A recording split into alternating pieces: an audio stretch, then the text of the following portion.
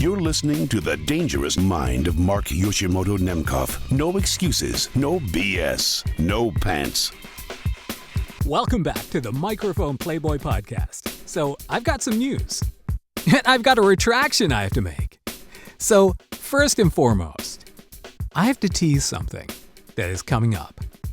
And trust me when I say that when this drops, it's going to blow your minds. This is Shadow Falls. The town of Shadow Falls holds a secret some will kill to protect, and others will die to expose. For it is on this ground that the prelude to Armageddon has been battled over for more than 300 years. This time, it will be decided once and for all.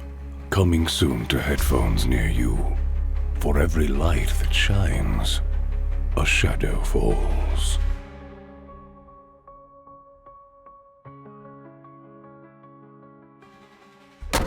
Hey, Ramsey, you in there? I don't believe he is, Karen.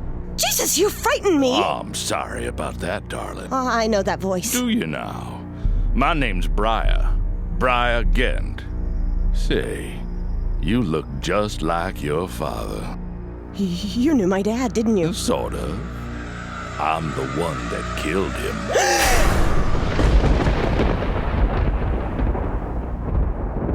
All right, arguably that was just the teaser for Shadow Falls. But Shadow Falls is a full cast audio movie, audio drama. But I like to call it an audio movie. It's a full cast audio drama that I produced, that I wrote, produced, edited, wrote music for. I'll talk about it more. But it's something that I created back in 2006. And it's been laying dormant in my collection for quite a while. Every so often, somebody who heard it back then will contact me and say, I can't find Shadow Falls. And I have to dig it up and put it on a Dropbox server and send it to them. And they're like, oh, thank you so much. And I realize, you know what I need to do? I need to just put it out on my channel. Now that we're doing audio only content. Now, again, this is a full cast audio drama with full sound effects. I mean, basically, really a full soundscape. All right, full sound design. Incredible performances by real actors. These are actors that have been in stuff. These are real, working actors. And this is the incredible part of it. So, in 2006, when I created this, so shortly before 2005 comes, and I start my first podcast in a car. Pacific Coast Hellway. And that gets me signed to a podcast network that was founded by ex-MTV VJ Adam Curry and his partner Ron Bloom, who both of them had just made, I think they made like $300 million selling they started a PR company. That's a whole other story. But so they were very wealthy and decided that they were going to start a podcast network. And they raised all kinds of angel funding, like from the people who basically invested in like Google and stuff, like big time angel funding, Silicon Valley stuff. So they opened up an office in San Francisco, blah, blah, blah. I get signed to the network as an early podcaster, someone who's, actually doing stuff. And then down the road a little bit, they offer me a job as a development director. So basically the LA-based development guy. And so the first project I bring to them is something of my own creation, because this is something I've been kind of thinking about, like doing more like real comprehensive storytelling. And I thought that, wow, here's the chance to do an audio movie. And this was before, remember, this is 2005, 2006, right? YouTube was like nothing back then, believe it or not. YouTube was a pale shadow of what it is now. And really the only thing going on in terms of social media, this was before Twitter, right? There was This is before Facebook even took off. This is MySpace. This is the era of MySpace. That's how freaking old I am, is that I had a MySpace page. So back then, podcasting was this thing. This was before the iTunes Music Store. So you put out a podcast and you put out your basically your feed, right? Your RSS feed.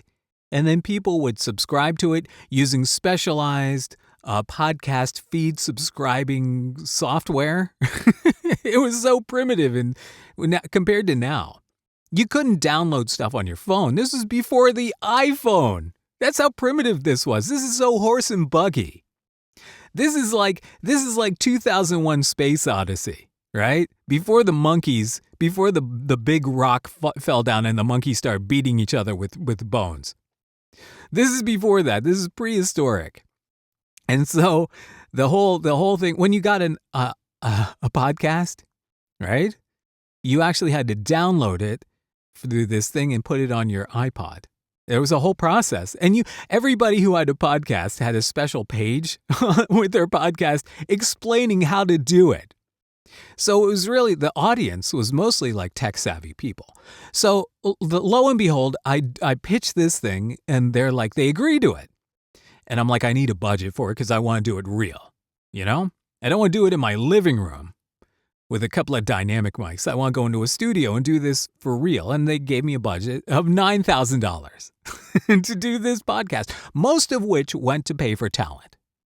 So I have a group of actors that I'd worked with on my show Pacific Coast Hellway. But for reasons unknown, they just didn't seem like the right batch of folks to do this stuff. I didn't feel like there was enough. They were funny, but I didn't really feel like there was enough dramatic talent there to do the job. I was really worried about it. And I think a couple of them felt the same way, because a couple of them, right? So I get a message, and they must have been chatting amongst each other. I get a message that, a couple of them had dropped out of the project. And I'm like, oh, what am I going to do now? And then kismet, absolute kismet. And this is amazing, because this happens, and no lie, within 2 hours' time, I get an email, because I'm the development guy in LA, right? I get an email from a radio theater company, a bunch of people who do radio theater, radio plays. And I'm like, oh my God. And they want to get involved in podcasting somehow, but they don't know how, and they contact me because, someone gave them my name or whatever. Like, we want to get involved in podcasting. And I'm like, okay, let's talk. So I go have lunch with the two principals, Matt Johnson and James Napoli, his creative partner. These were the two guys in charge of the radio theater company. And I wish I remembered their name, but I don't. And so I hear some of their stuff, and it's really good. I mean, really good, just the sound effects production. And they were doing like sound effects like live. They were doing Foley live on stage.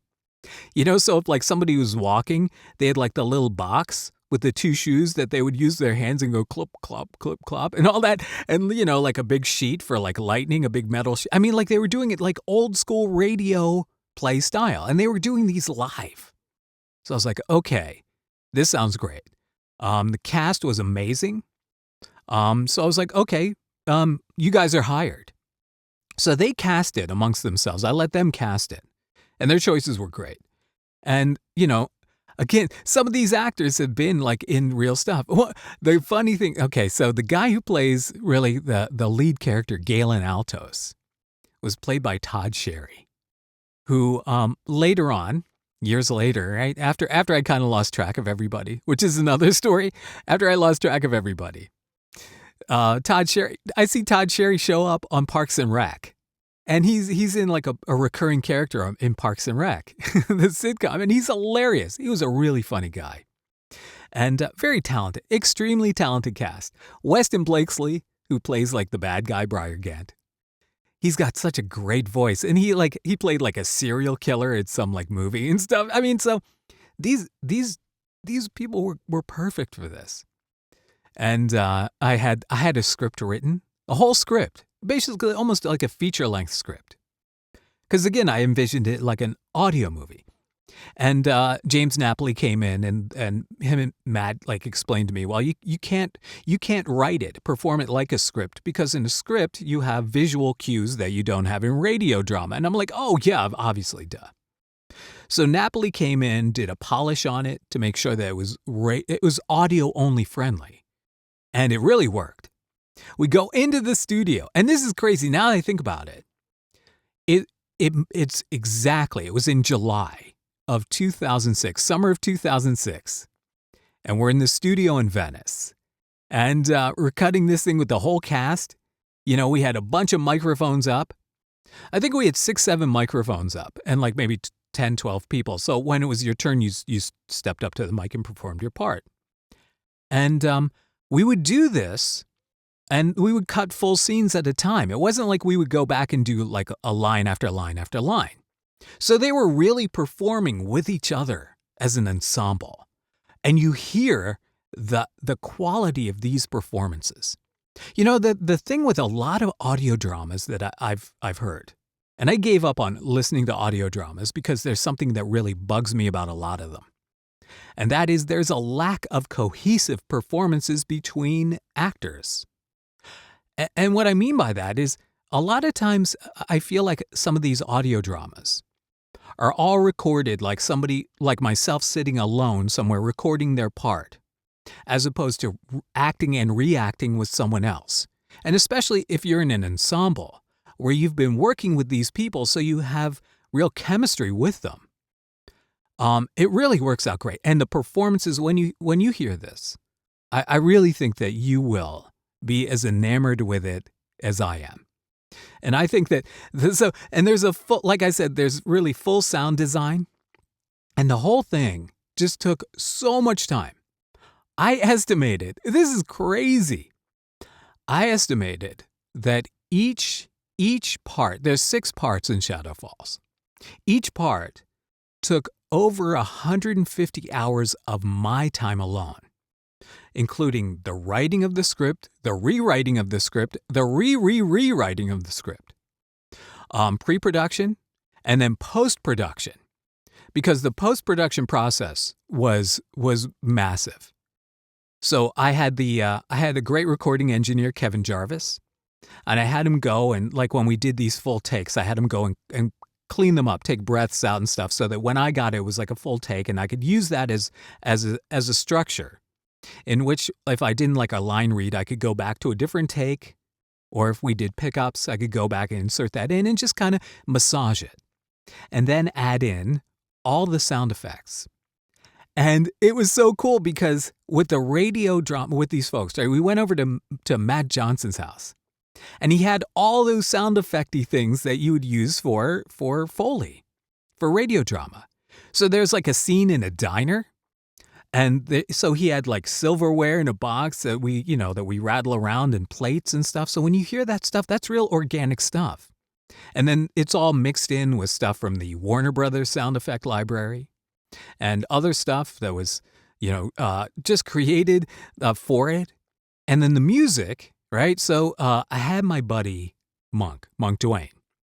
He wrote a theme for it, and an opening theme, and he wrote this great song at the end. It's called I Am. It's like Molly's theme, I Am, or I Am, parenthetical Molly's theme.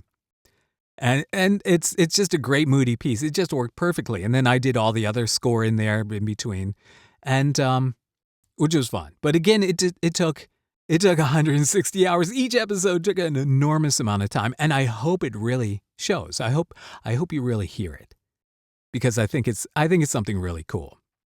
And after I drop all the episodes, I'll tell you what happened afterwards, which is another good story, I think. But yeah, so Shadow Falls is coming, and it's coming soon because there's 6 episodes. I want to drop them in fairly quick succession. I'm not going to do one a week. I might do one every couple of days.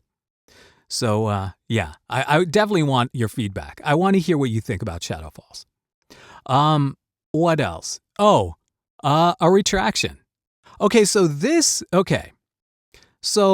I found out this is one of those things where a lot of times when you hear about stuff in the microphone DIY world, right? You're hearing it from somebody who heard it from somebody else. It's whispered down the lane, the telephone game, et cetera, et cetera. And so I found out that the capsules that are sold at JLI, the 87 style capsules, right? The single-sided one and the double-sided one.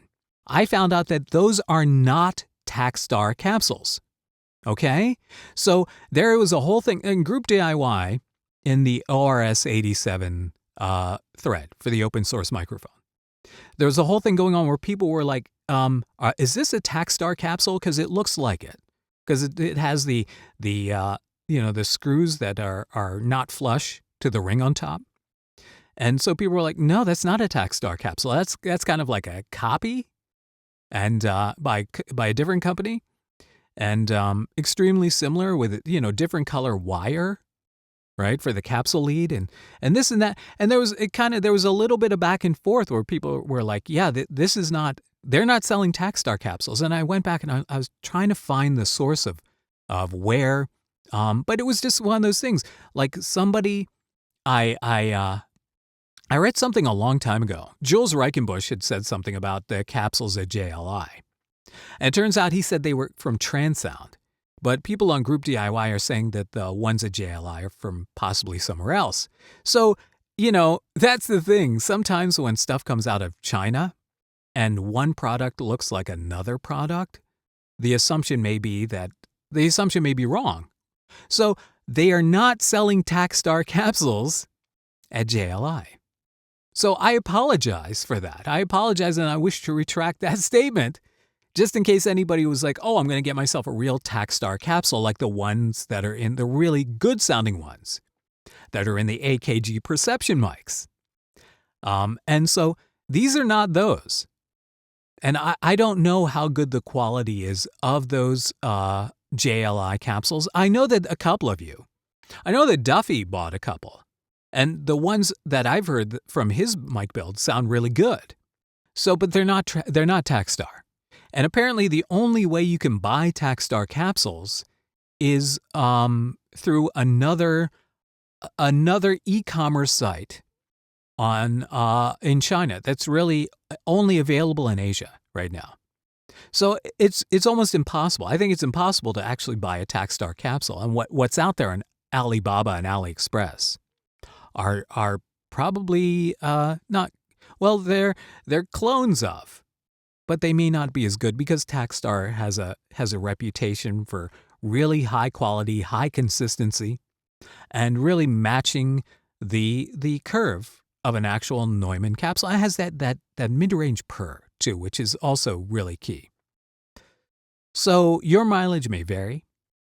But those are not Takstar capsules. And I wanted you to know that right away. As soon as I found that out yesterday. So anyway, the Microphone Playboy podcast. There's definitely going to be more of this because I enjoy taking a little bit of time in between work and actually just doing this and talking to you. And it allows me to be a little bit more loose with the format than I would on video. Even though I've been rambling on video quite a bit, but trust me, this to me feels more natural for something like this because you're listening to a microphone. You're not watching me use a microphone, you're listening to it. And what you've been listening to is the SE Electronics 4400, which I am still completely enamored with. It's in HyperCard, and it's going through the Lola preamp into the MT48 with no EQ. So let me know what you think. Definitely still in love with this microphone and this setup. And Shadow Falls. Trust me, the audiobooks, me reading from my audiobooks, me reading from my books from back then, that will happen. But first, Shadow Falls. And also, I just want to say that the voice in the trailer for Shadow Falls is that of Smith Harrison, the very talented Smith Harrison, who is one of the people who got me started in voiceover. Now, I've told this story ad nauseum, how the late great Don LaFontaine inspired me to get into voiceover. But Smith Harrison hooked me up with my first agent and gave me some really crucial advice to begin with. He was the one that told me to get on Voices. And he also was able to, twist an agent's arm into listening my stuff. And I remember getting the phone call from this agent, and they're like, yeah, we'd like you to join. And I was like, oh my God. So big thanks to Smith Harrison. Smith is cool because he's also, if you've ever seen Stranger Things, not this past season, but maybe it was this past season. There's a scene in which the kids go into a you know, the mall where the big showdown is. They go into a mall to go to a jewelry store because I think the one guy's going to buy a bracelet or, some kind of jewelry for for that girl. And they go into a jewelry store and they obviously don't know and so the annoyed clerk, that's played by Smith Harrison, which I love. So anyway, a little bit of Stranger Things trivia. Again, you've been listening to the Microphone Playboy podcast. Let me know what you're thinking. All right, until next time, this is Mark Yoshimoto Nemkov, fading to black.